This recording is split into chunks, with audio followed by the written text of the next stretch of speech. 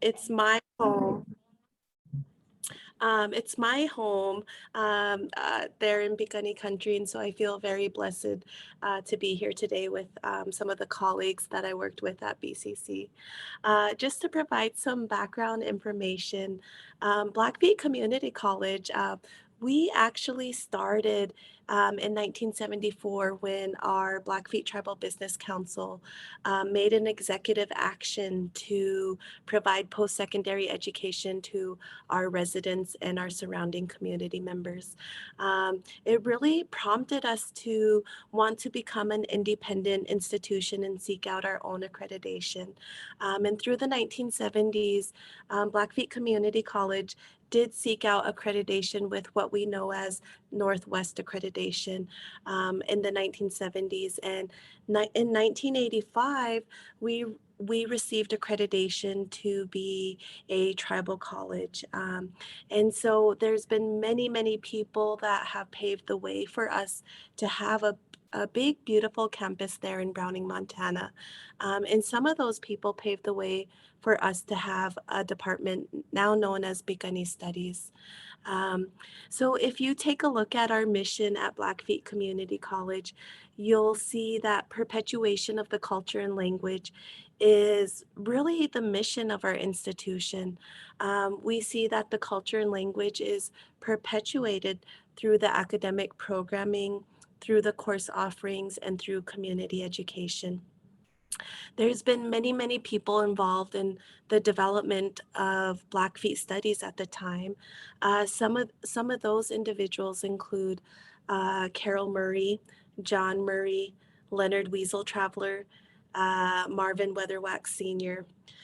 We've also had several different individuals that have been department heads over the course of time, which also include Mike LaFramboise, Iva Croft, let's see, and Leah Whitford. Currently, our division chair now is John Gilham, and he will be joining us here today. And so Blackfeet Studies has really evolved to what we know as Picani Studies today. We do offer a certificate in Picani Studies, a minor, as well as an associate's degree. Um, so I feel very fortunate today. If you take a look at the course catalog of Blackfeet Community College, you'll see such a great richness in the course offerings. Some of the classes that we offer, include Picani Ecological Knowledge and Sacred Sites, Picani Society's Leadership and Gender Roles, Origin Stories of the Mississippi, Picani language, and Plains Indian Sign Language. And those are just a few of the classes that BCC offers. So you can see the richness of the courses, and it's the only institution in the US that you will find those specific course offerings. Our presenters today are a lifetime, have spent their lifetime seeking out Blackfoot language as learners, but also as speakers. I can say each one of these individuals have dedicated their life to preserving and revitalizing not only our language and culture, but overall our Blackfoot lifeways. And these individuals include Marvin Weatherwax Sr., who's a highly esteemed elder in our community. He's worked at Blackfeet Community College as well as Blackfeet Manpower for several years. We're so fortunate to have him at the college. He is one of our language instructors. We also have Jesse DesRosier, who's another language instructor. And Jesse was one of the first graduates of the Cutswood Immersion Language School. He now teaches at both Cutswood Language Immersion School as well as Blackfeet Community College. John Gilham is our division chair. Previously, he's worked at the Blackfeet tribe and has an extensive background in the forestry department and really enhances the curriculum there at BCC to incorporate the ecological elements of our philosophy and way of life. And Angel Little Plume is the administrative assistant. But not only is she the administrative assistant, but in many, many ways, she has also taught and perpetuated our Blackfoot language and life ways, and has previously taught at Blackfeet Head Start, teaching the language in immersion through some of our children who are 5 years or younger. So all of these individuals, I'm just so proud, and I feel so, so honored that they're here to join us today. So with that being said, I'll let Angel take over. Okay, onksi täskeri maastokyo äskeri maatseeks anoksistikoi. Listua amagok natueipitsis aki. Ni dohtom gagatusi täskeri maastokyo anok nitsadopi gagatusi täskeri maastokyo nita potaki amskapi pikani onksi täskeri maastokyo. Today, it is my pleasure to introduce our first presenter, a well-known, up-and-coming, renowned teacher. He's the go-to person on campus, as well as Marvin, when we have people from the community and all dynamics of the reservation who need to learn a phrase or interpretation, or even as much as wanting to learn how to say their Indian name in our Blackfoot language. And he is a good friend of ours, and he always brightens up the room when he comes on the scene. So be blessed to hear from DesRosier. Okay, so correct. It connects much enough for six months enough for the story so fascinating way. To no scapi picani. Nax, Matyokumyak in its inchka and seeing next. No pita manustaksis to go make Kai Emanoko 6. Nato come Sakuma big sanista ini poka Sakom. Nato come ni Tanex anistaya. Matsi say Puyaki ki Ake Puyaki. Oh God, it's a desk nimats. It's a desk nimats to da po the kio. No umki desk nimats to kio omi. Nitsi boxini desk nimats to kio. Ideka kyo. Good afternoon, everybody. As I mentioned in Mandarin Chinese, I'm from here in Amskapi Pikani. My English name, Jesse, was given to me after an elder, Jess Blackweasel, who I took as my grandpa, and he was my first teacher. And then later I attended Cutswood Immersion School, which was mentioned. That was built by the late Daryl Robes Kip. You know, his vision of teaching children language started in the late 80s here actually at the Blackfeet Community College, and he extended it through grant work and partnerships with Ed Little Plume, Dorothy Still Smoking, and built a Pagan Institute. And at the time, the late 80s, early 90s, it was really kind of a crazy idea, you know, and it was something that didn't get a lot of support, you know. It was something that a lot of folks were still very afraid of, teaching the language. As we know, our language and culture was banned and illegal until 1978 with the Freedom of Religion Act. So at the time in the 90s, you know, there was a lot of hesitation and apprehension from the community. But today, after 30 years of in motion, I think our community has made a full 360-degree turn and realized the importance of not only the Blackfoot language, the Blackfoot mindset, philosophy, and the ceremonial ways, you know. And we see it throughout our community, not just through the Pagan Institute, but here at the Blackfeet Community College, the public school Head Start system. So we really have grown to see the true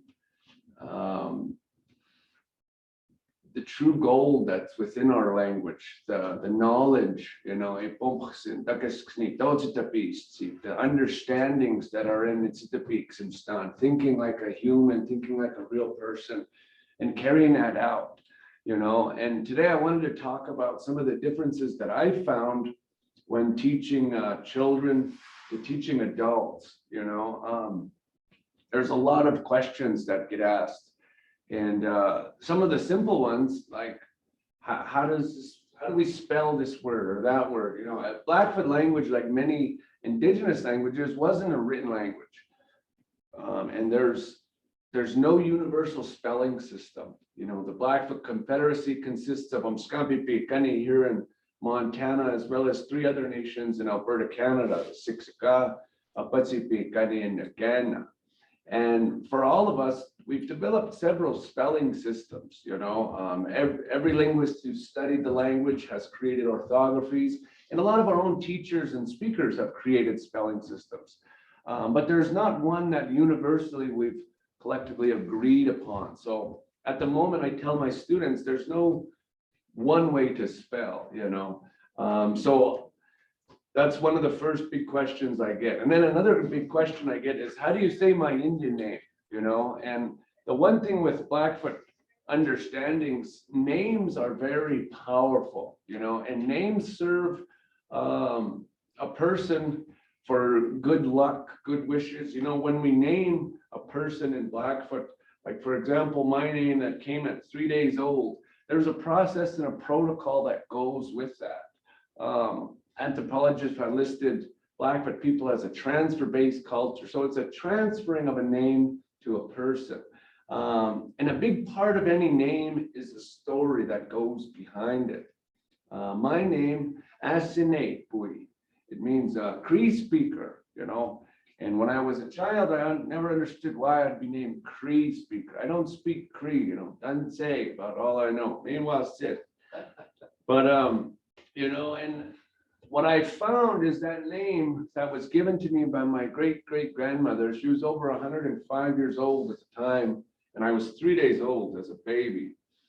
And when she gave me that name, it was from one of my ancestors who spoke 5 different languages: Blackfoot, English, French, Cree, and Grovon, I believe, were the languages that they spoke. But really, the power of the name was somebody who acquires language. And through my life, I found a true identity within that name, you know, and whether or not I was consciously moving towards it, you know, that was given to me when I was 3 days old. So the power of a name, you know, goes beyond a simple translation. The story with a name. Some names have a song.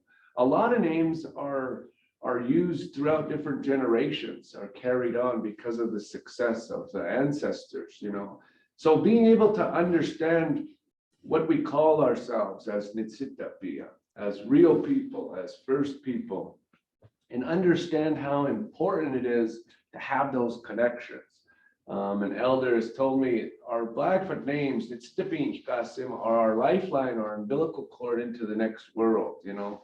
So translating them as a teacher and stuff, you really need to go through an elder in that process. You know, I encourage people to learn your name from the source of what you can. If you have the elder who gave it to you, go ask them the story of your name, because each name has a story, understanding how that connects to you.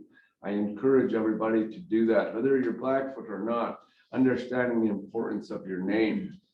When it comes to teaching children, I noticed at at Cutswood School, there's no fear and there's no shame. You know, children have a beautiful gift of being able to walk around the world without being shamed, you know. And I've literally seen children transform with learning their identity through language. You see their confidence, you see their full comprehension of what's being taught around them.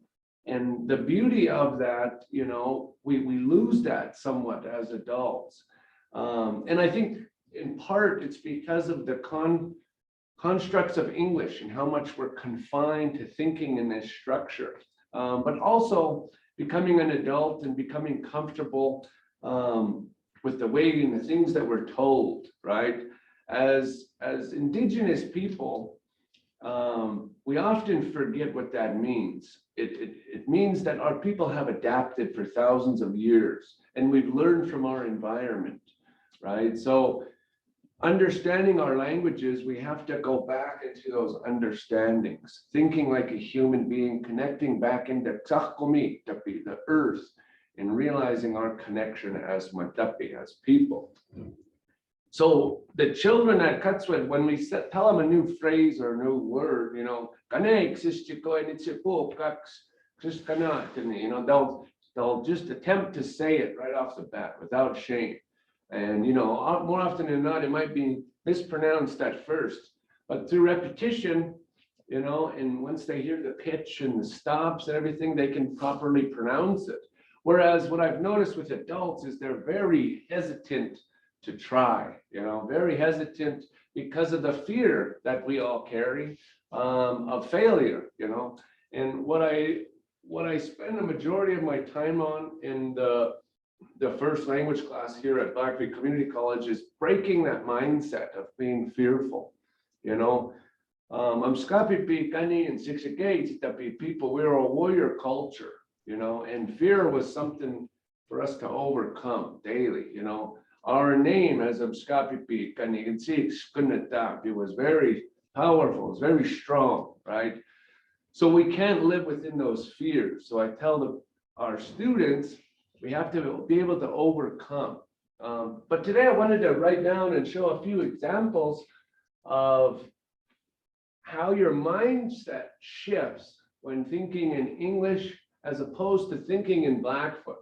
Now, one thing to understand is in English language was relatively new. It wasn't indigenous or native to any specific region in the world. You know, when we look at its origins, it was composed of Germanic languages, Latin, German, French, you know, they put a bunch of languages together. And the sole purpose of it was to trade, you know, to commerce cross-culturally. Whereas Plains people, we developed sign language for this reason, you know, as Bikani people, when we met with other tribes, when we traded, you know, that's what we developed, where English was developed for that exact reason, but it was used to speak. And because of that, it's a noun-based language, English.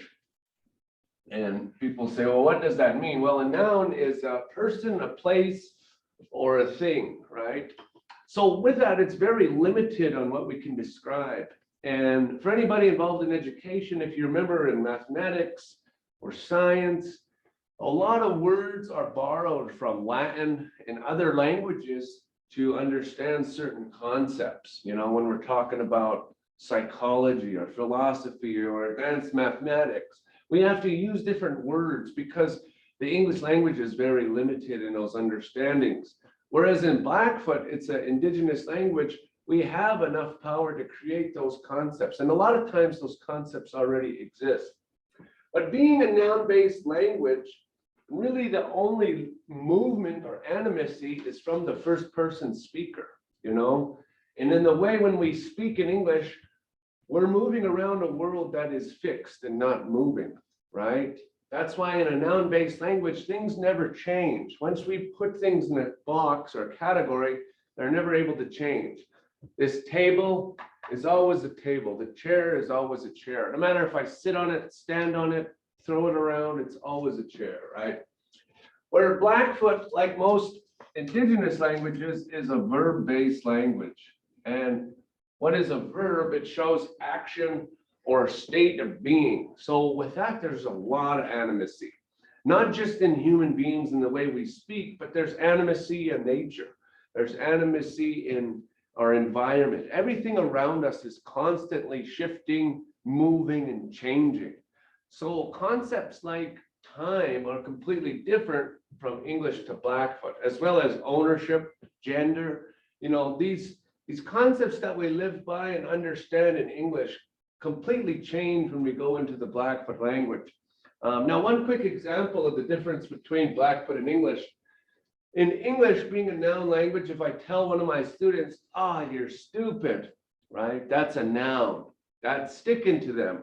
That means yesterday that student was stupid. Today that student's stupid, and tomorrow that student, guess what? He's still stupid, right? That's a label. And that can be very offensive and really hurt feelings, right? We got to be very cautious in English how we speak. Please, thank you, I'm sorry, excuse me. None of these words exist in Blackfoot. And the reason for that is because it's a verb language. If I tell somebody, okay, tapio, boy napsio, You know, you're being bothersome right now. You're being bad right now. I'm not talking about the past or even in a minute from now. I'm talking about right now, this is how you are acting. So in Blackfoot, you could say things like, what's up, Scott? You know, you're acting crazy right now, you know, and it's not a permanent title, right?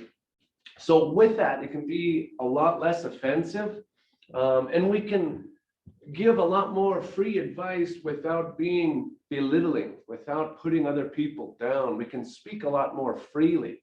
In English, in order to not offend anyone, the line is very thin, what I gotta do, you know, like I mentioned, please, thank you, I'm sorry, excuse me. All these words have to be right in line so that I do not offend any person or groups of people. Whereas in Blackfoot, the line of offending is very thin. I could speak freely as any way as I want to, but to offend somebody, I have to be on a straight line. You know, it's very hard to offend people in Blackfoot. There's one way to do that, whereas in English, there's several ways. So just a couple of the differences from English to Blackfoot: verb-based language to a noun-based language. Now, in a verb-based language, as I mentioned, time is no longer linear. The way we look at time is through seasons or cycles. Everything is constantly shifting. And the main thing we say is natusi, the sun, right? In English, the concept of time is linear. That means there's a past, present, and a future. Now, one thing that always stumped me when I was in public school, I went to public school from kindergarten to third grade before transferring to Cutswood. And then I went into high school for the public schools. Cutswood runs from 1st to 8th grade currently. So after graduating the 8th grade at Cutswood, I went on to Browning High School. But one thing that always stumped me in public school was the question, where are you going to be in 5 years? Where are you going to be in 10 years? You know, where are you going to be in 20 years? What are you going to be when you grow up? These questions on this concept of time baffled me. I never understood why. And as Indigenous people, we have a thing called Indian time, right? And what that is, it's more than just an excuse to be late. What it is our understanding of time is different than this linear concept. Now, as I mentioned in English, if we're moving around and the world is fixed and not moving, it's very easy for us to say, well, in 20 years, I'm going to be at this point. In 10 years, I'll be at this point in my life and I'll have this, that, and the other, you know. But 9 times out of 10, there's life that we can't predict, right? Tragedy. There's changes, you know, that we can't predict or understand. COVID, you know, for example. So in Blackfoot, when we talk about the future, is sochzik. The future is similar to the past in that we can't touch it. I can describe in great detail in Blackfoot how we got to where we are today on Ksishchikoy. But I can't imagine any other scenario of what if, right? That word does not exist in Blackfoot. What if, you know, there is no what if. Now, when we talk about the future, we can't touch it. So all we have in the concept of time is 2 days ago and 2 days from now. Now, everything beyond that is a kochzik or a sochzik. We can't touch it. You know, we could determine in the past if it was not long ago or long ago, but as far as understanding it and having a grip of it, we've lost that. And that's one big problem we have in English is we're constantly stressed about time, the traumas of the past and the worries of the future. So what I have found through my life is understanding time through the Blackfoot concepts.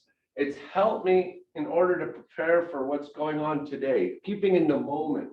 And how we protect our future is through atzimoyishkan, through prayer, right? We can't stress about what happened yesterday or in the past. And to prevent hardships from their future. All we have is today. The other concepts I'll go over very briefly is ownership. Now, in Blackfoot, we understand that the only thing we truly own is our bodies.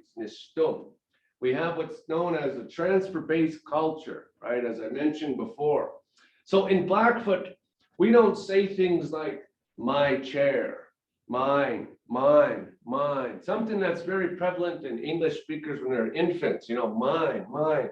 The concept of ownership in English shows success, right? Material wealth shows success. If you own a car, if you own a house, if you own this, own that. But in Blackfoot, things are simply a part of us, a part of our bodies, or we have a relationship with them, a partnership, like we do through marriage or, ownerships of pets. That's a partnership. And in Blackfoot, the way we determine that is based off of our culture, our transferred culture. Ceremonial objects can be transferred and become part of our body. When we talk about our land, one way we call it is our food source. And we recognize our territory as being a part of us. And therefore, we are a part of the land. But as far as ownership comes, we cannot own an animate object. We cannot own a living being, which the environment is. But furthermore, we can have a relationship with it and a partnership and a deep understanding of what it is and how we fit in it.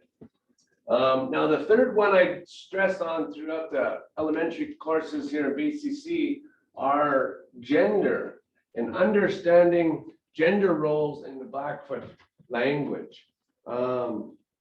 Now, this changes because in Blackfoot, we look at things simply as living or non-living, animate or inanimate. So gender is not often attached to different things. In English, it's very, male-dominated, patriarchy, society. And we notice these words like mankind and, everything's the male dominating. But in Blackfoot, we have a balanced culture where in order for us to move forward, there needs to be a balance of both male and female. But when we're referring to people or living beings, gender is often not attached to that. But understanding how and what we identify as living is something interesting. Going back to the table and chair, in Blackfoot, a table can be an animate object if I choose to use it in such way. We call the table what I eat on, or what I write on. Or what I sit on. Now, if I change the function and I sit on the table, then I can call this what I sit on. If I stand on this chair, I could call it what I stand on, and so on. Things aren't stuck within a label. They can constantly change depending on the speaker and the context of what's being used.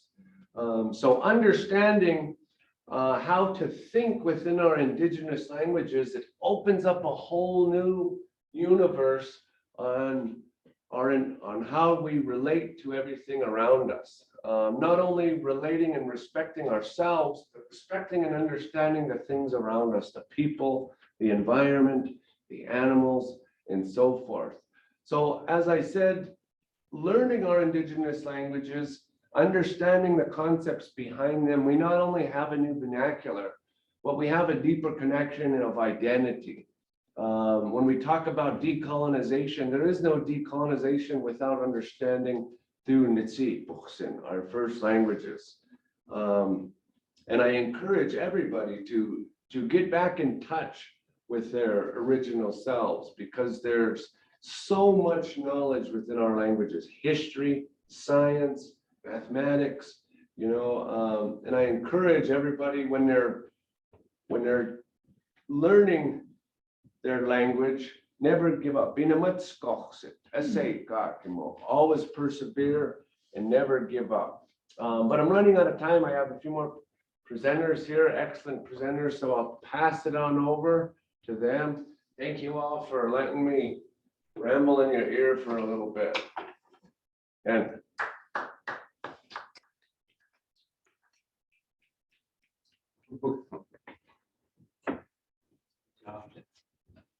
Thank you, Jesse.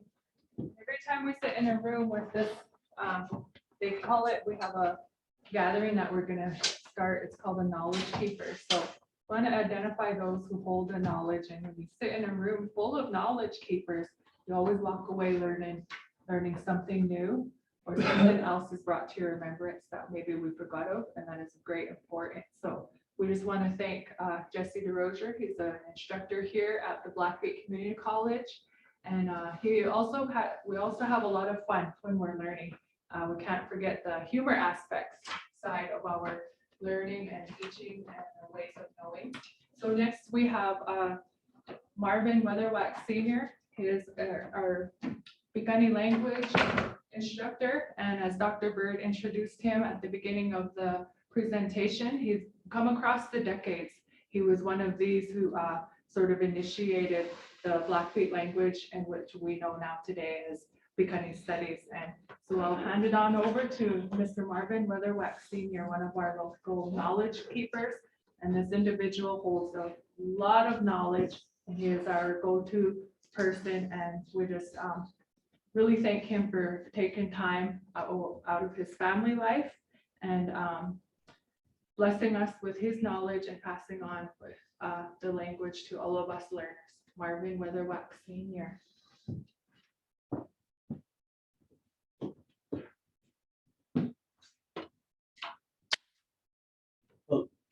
Thank you, Angel. My presentation is going to be not as pointed as the one you just heard. I'm going to be talking a little bit about the history of the college's language program. It is very, very interesting, and it evolved from somebody saying, we need to teach you the language. And that was way, way back with Elizabeth Lewis, Wayne Bear Medicine were two of the people that started doing this, and Margaret Running Crane also.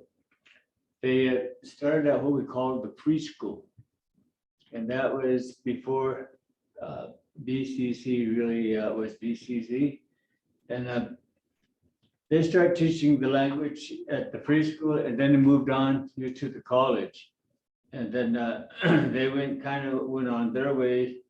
I think Wayne went to the school, and so did Mrs. Lewis, and then we had down here at the college, Red Man Little Plume, who stepped in and decided he was going to be the teacher of the language here at the college.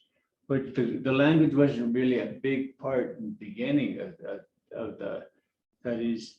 It was a very small part, but it was also a very important part. At that time, we started to put a lot of emphasis on the importance of the language and the culture in teaching.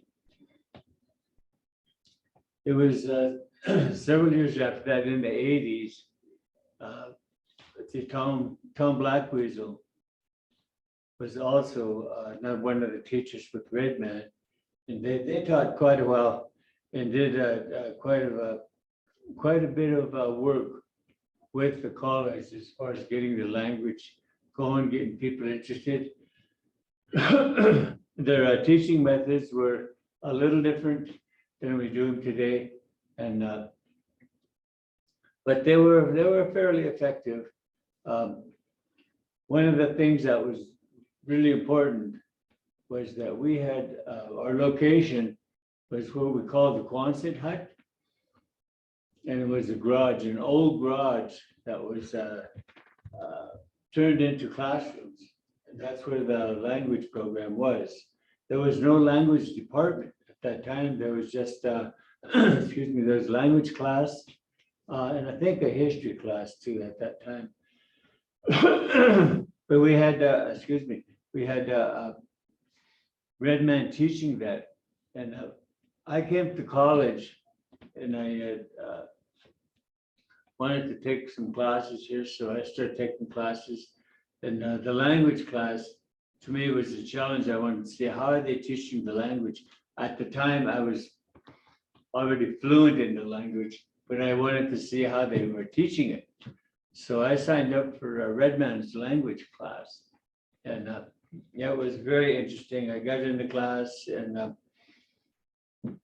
after a while, well, Redman and I knew each other. He knew I was fluent in the language.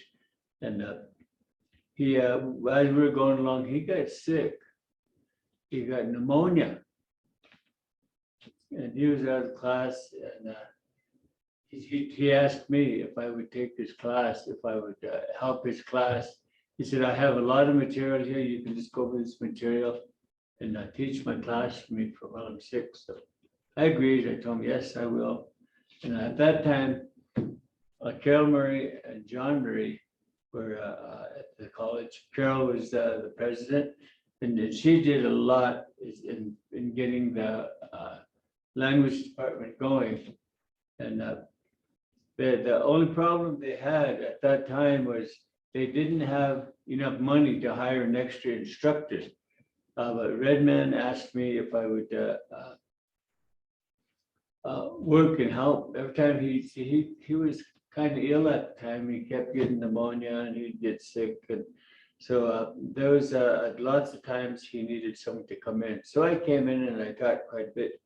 But then John became the director of, they created a Blackfeet language studies department.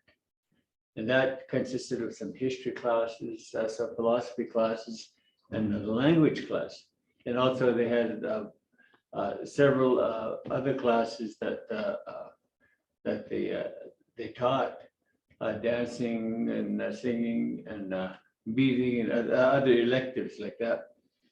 But they didn't have enough money to hire an instructor. So John, being that he was the director of the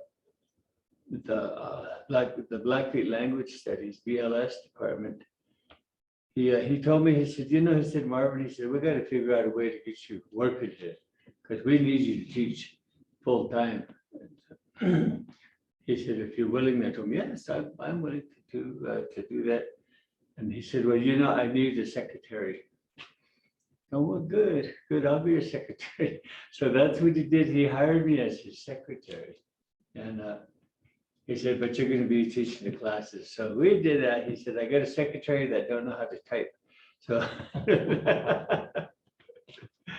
but little did he know I could really type.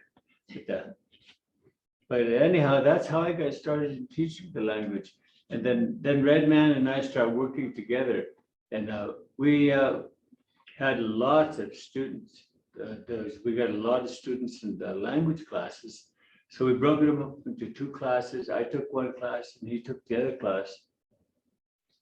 We talked about the different teaching methods that all the instructors are using.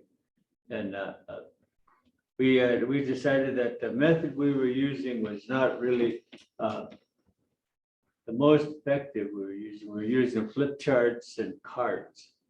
And that was kind of a throwback. So we decided, well, we need to do something different. And he told me, he said, are you willing to do some recording things? I said, yes. So we started recording cassette tapes, and I purchased a camera, and then we started to do videotapes, which we gave to the students. We just gave it to them and told them to listen to them and use them. And this worked real well for us. But the thing that was most important is that we knew there was, there's so many different teaching methods that people use. And so we were trying to use as many of them as we could. And we started using our own. And he said, the old folks,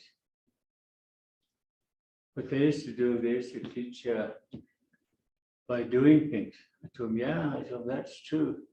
how we can do that here. He said, I don't know, we couldn't figure it out. So we talked about it. And then we set up a kitchen in our classroom. And in our classroom, our kitchen, we start teaching about cooking and about using utensils. And we had the utensils right there. And we had a little cook stove where we kind of cooked, and we cooked eggs, potatoes, and we'd do things, and we'd have students do that. And they would say what they were cooking, pataki, the doyos, pataki, which was I'm cooking potatoes. So that was using the language in what they were doing. And one of the things that we told them is that when you do something with your hands and you're seeing it and you know the words for it, you'll never forget it. And that really worked because they really picked up the language that way. So we did several different experiments with that. Then we must have been really successful in getting the interest of the students, because we had classrooms. Each semester, we would have so many students that we'd have to have different sections, add sections to our classroom in order for us to accommodate all the students. And this worked real well. And down through the years, we've always had lots and lots of students. And it's really surprised me, that later on down through the years, I found there wasn't all that many students as there used to be, because we never used to have room for them. Now we got, we don't have the kind of students that we had. And some of the things that we need to do in the future is we need to build not only, I see the Blackfeet Language Studies Department changed to Pikani, to the Pikani Language Department now. And we need to go ahead and get the staff. We did this once before. We start teaching the staff some of the language. We go department by department, and they would use the language and with the students and with their staff. And this got the interest of the students. So they start getting interested in the language again. But this is something that we need to do in the future. But one of the things back in those days that we did was we went to other colleges, other Indian colleges, and we worked with them in how to teach the language, ways of teaching the language so that it would work out for them. There were some of them that were very, very in tough shape, that had only a few speakers left in their entire tribe. And we worked with them and helped them to build it up so they were able to continue on. And they are very successful at this time. I'm very happy to say there's some of the people that we worked with that are very successful right now. But in our activities that I think we are going to have to do now is we need to get the community, the entire community, to be involved with the language again. Before we had, our students would get together and we'd make signs. Badaki, which is potatoes, ikisako, meat. And we'd go all down the line with all the things that are in the grocery stores. And we'd make nice big signs, and we brought them down. We talked to the store people, and they were happy to do it. We put the signs in the store where all the different things were, and it was beautiful. Everybody really loved it.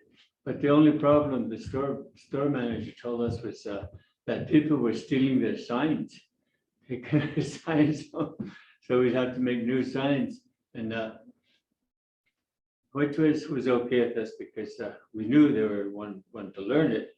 But that went on, for a while. And that's something else, something we could do is get the community involved in that. The fact that we just had a social dance here just on Valentine's Day, which was very successful. We had a lot of people come there, and we need to begin to get more people interested in Picani studies.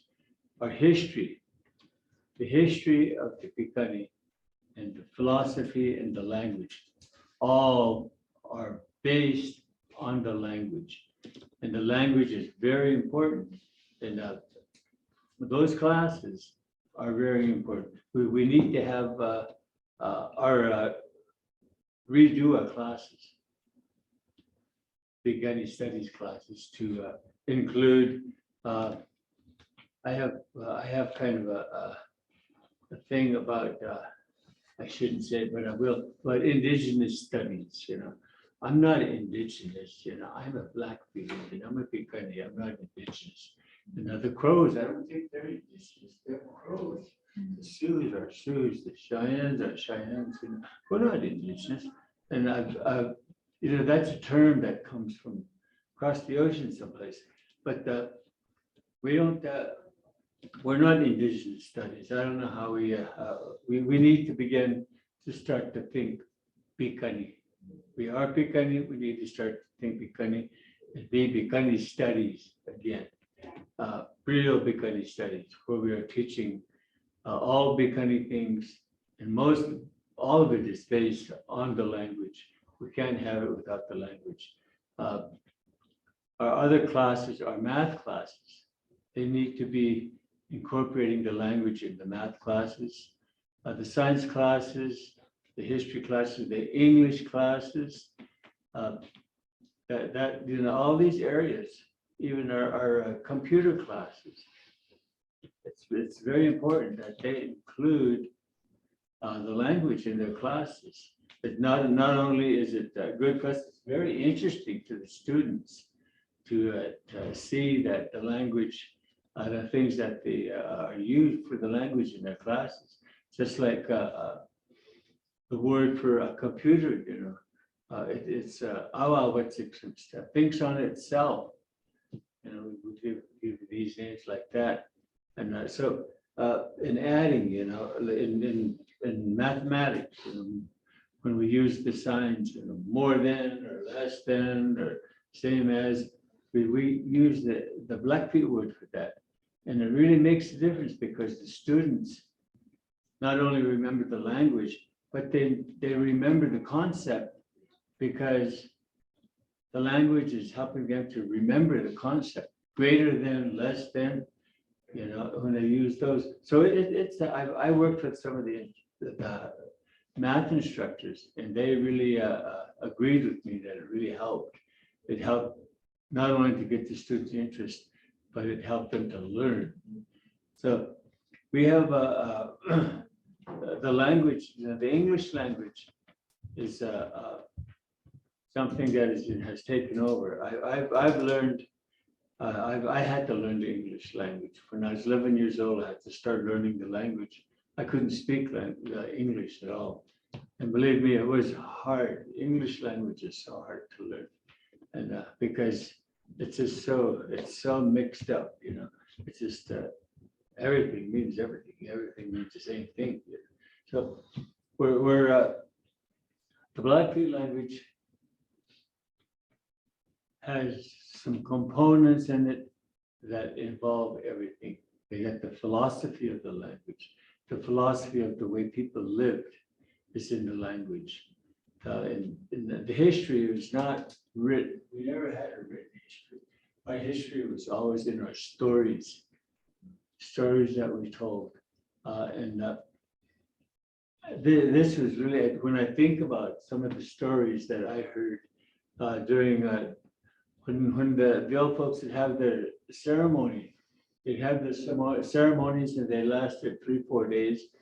They would have to spend the night at one home, and they would all sleep in the living room, the dining room, and the living room, and everywhere, have beds all over. And then after late, they turned on they made a nice big fire, and turned out the lamp and sat back, and then they'd start telling stories. They took turns telling stories, and not only stories about themselves, they told stories about the history, about the past, how things went, and their prediction on how things are going to go, and how they think that they can make things change by if they would do something different. And they would challenge each other to do something different, to make things change. And this was at the time when they started to have our tribal councils. And they had, some of them were getting elected. And they were challenging each other to make a change, make a real change. You know? And but these are some things that the language was used. It was all in the language. None of it was in English at all. But I have really tried to incorporate things like in teaching methods. I taught a class, I created a class called Teaching Methods. And this teaching methods class involved so many of the teaching methods that my elders used in teaching me how to do things. And I just included them in our language, teaching the language. There are many things we did to in doing our research, finding out about how could we get people to learn the language faster in a language that they could use. And one of the things we figured out was that when you wake up in the morning until about 10 or 11 o'clock in the day, every single day, you say the same things. You don't say anything very different, you know, you might vary a few words here, but check yourself out. You'll see, you'll say the exact same thing every day. So if you write down the words that you're saying, there's not that many, and then turn them into Blackfeet and you study them, that's what I tell the students. It won't take very long and you can wake up in the morning and talk Blackfeet all the way till 10 or 11 o'clock. And then do the same thing from 11 o'clock till 2 o'clock, which is pretty much the same, you know. And that's what the words that we use, pretty much, you know, they're the same. We don't change. Most of us think, oh boy, I'm really big old smart guy, I got a big old vocabulary, you know. About that long of saying all the words, but we don't. We say at the very most about 90, 89 was the number we use, but 89 or 90 words we use at any given 6-month period of time. We just use those words over and over and over. So if we wrote down how many words we use, the words we actually use, and we learned them in Blackfeet, we could speak fluently, you know? So you know, these are the kind of little research that we do that can really help to teach the language. And not only to teach, but can help the students to learn the language. If they, you know, we write those down, they can learn them. And it's very interesting when we realize that, you know, because we all do think we use a lot of words, no, we don't. So we have, I'm kind of going to wind up with, I'm just really, I'm behind getting all of our staff and our teachers involved in the language. And I am going to be here willing and able to help them to incorporate the language in their classes. This is something I think that probably our department can do. And thank you for listening to me. I hope I made some sense, and we will have I will have a lot more to say in the future.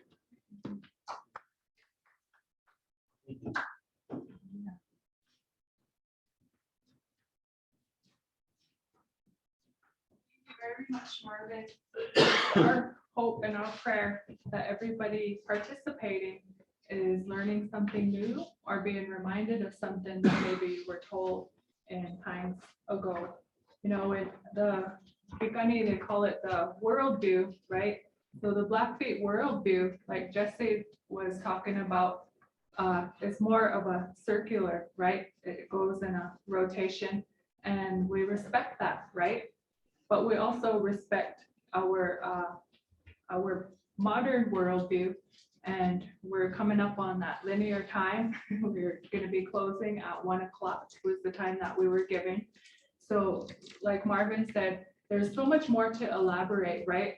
So with our Blackfeet language in the Pikanitse way, everything is a little story, right? Like he said, we get up the next day and pick up where we left off. And the winter time was our story time when we're transferring that information to our listeners as we are today. We're transferring this information, and we hope and pray that everybody uses it and that it benefits all the participants. For example, with that story approach, as far as the worldview is concerned, like Jesse said, the table is DesRosier, or if you sit on it or write on it and you say, this is what I'm using to eat on, or this is what I'm using to write on. That's a little story, right? So when all of these things that we are blessed with throughout the day, their name, the Blackfeet worldview, is a little micro story, and even our own Blackfoot name, there's a long story that comes with it. So we want to go ahead and close, and we have our Pikanese Studies Department Chair, Mr. John Gilham, and we've asked him to sort of do the closing for today's presentation. And like Marvin said, thank you for listening, and we hope everybody was blessed by the presentation.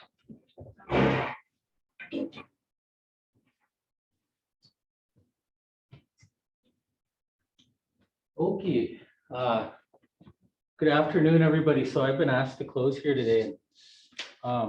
These are tough acts to follow with Marvin and Jesse, but we can start from. I'm just gonna basically give a summary or synopsis, talking about what Marvin was talking about and what Dr. Bird had talked about from the inception of BCC, and it just being a good idea for people, and to what it's become for our community. And Marvin gave a good historical account of how things have moved along here at BCC. And then Jesse's a pretty good example, a shining example really, of a contemporary speaker who's teaching the language. And I'm so glad that they're both here teaching our students about our language and how to speak our language. And also Angel, our administrative assistant, does such a good job in Iputa Kistu or Kistu. Pita Sapu. So in Iputa and Pita Sapu, eagle plume. He flies down an eagle plume.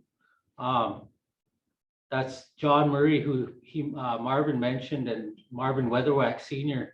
must have started something with hiring an administrative assistant who could actually teach language classes, because we still have that in Miss Angel Little Plume, and we can call on her, and she always is happy to assist if we need somebody to sub classes or the students need help. And I'm always really amazed at what she knows with our language and how proficient they all are at our language. And so the question is, where have we been? Marvin touched on that. We know where we're at with Jesse, and Jesse talks about this concept of time, but in our English language, we have things like accreditation and things that the Western world has been graciously bestowed on us. And so the question that I'm always thinking is, where are we going? And that goes right along with the mission of BCC. When you look at the mission statement, you'll always see BCC slogan, which is remembering our past, building our future. And so Marvin talked about, we're at a point in time where we need to revise our curriculum, because it took a bit of a turn to where it changed to where it's more in line with Native American Studies program, but still with a Piikani emphasis. But the more that we've talked about it, we come to the conclusion that we need to just go back to being all Piikani and really embrace. And because when we're talking about Piikani language, we're talking about everything Piikani. We're talking about Piikani culture, our ways of knowing. We're talking about philosophy. And you can't have any of those without the language, and you can't have the language without any of those. And so the idea, I want to talk about what our thoughts are as to where we're going, besides just making it Piikani. Dr. Carla Bird, when she was at BCC, along with many other people at Blackfeet Community College, during the pandemic, implemented a webinar series where community members and students and people at Blackfeet Community College and Blackfeet Country had the opportunity to join these webinars. And they were a big success. They were facilitated by Jesse, and they featured our elders from not only Amskapi Piikani, but around the Confederacy. And Marvin actually took part in some of those webinars. And they were language webinars, but they got into some really good teachings. And one of the benefits from those webinars, we were able to take the recordings we had and incorporate those into course material for courses like Origin Stories of Piikani, for courses like Piikani Ecological Knowledge and Sacred Sites. And it was amazing how much material there is there. And the idea there is I got this term from Dr. Don Peppian, to indigenize the culture. I mean, to indigenize the curriculum. And so the idea there is the students are learning from our elders when they get that course material. And these people are eminent scholars. We need to recognize that. The knowledge they have is simply amazing. My education in our Blackfeet ways, I'll just say my Western education pales in comparison.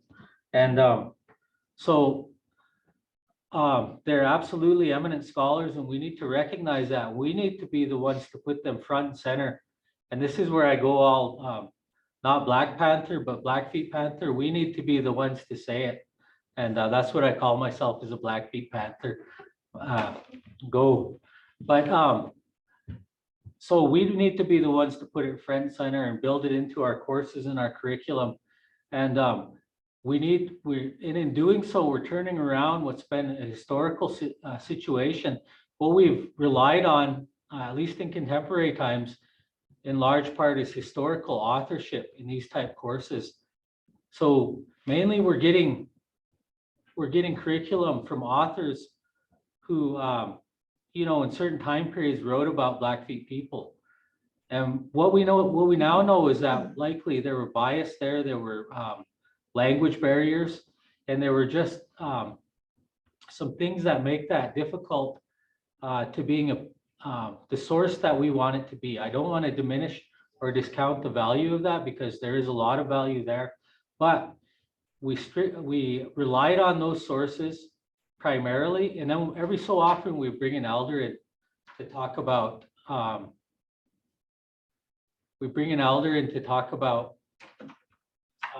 something. And so now, by doing that and gathering that material, the things that Dr. Bird started, along with so many other people here at the college, too many to name, and I'd be leaving people out if I did, but we've enabled ourselves to use that as primary source material and supplement it with historical authorship and those works by authors who wrote at certain time periods about Blackfeet people. And that really is what I mean when I say indigenize our curriculum. We're gonna, and more than indigenize, we're gonna make it Piikani. And those are the sorts of things that we're talking about. And there's a lot of, even in this day and age, as Piikani people, we have a lot of confusion about what it means to be Blackfeet, and what is our traditional Piikani ways? What are they about? And they're really very simple. They just come down to positive and negative. And and the further I go along, just in the interest of time here, the further I go along in my life my life experience, which includes my professional career as well as my personal life.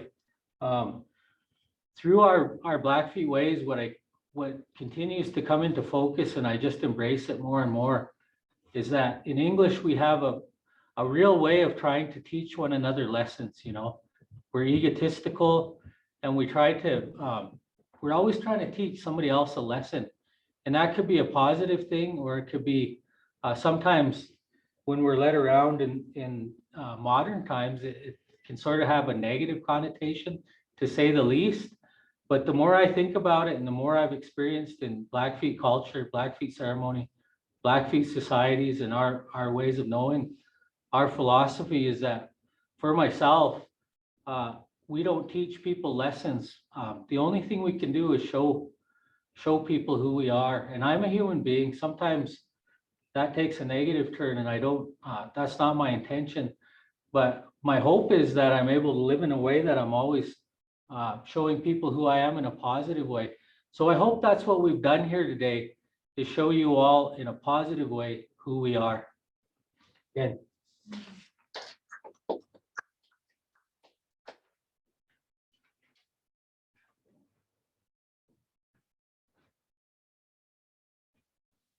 Thank you so much, John, and thank you, Marvin and Angel and Jesse. We really appreciate your time today and sharing so much of Piikani studies and Blackfeet Community College.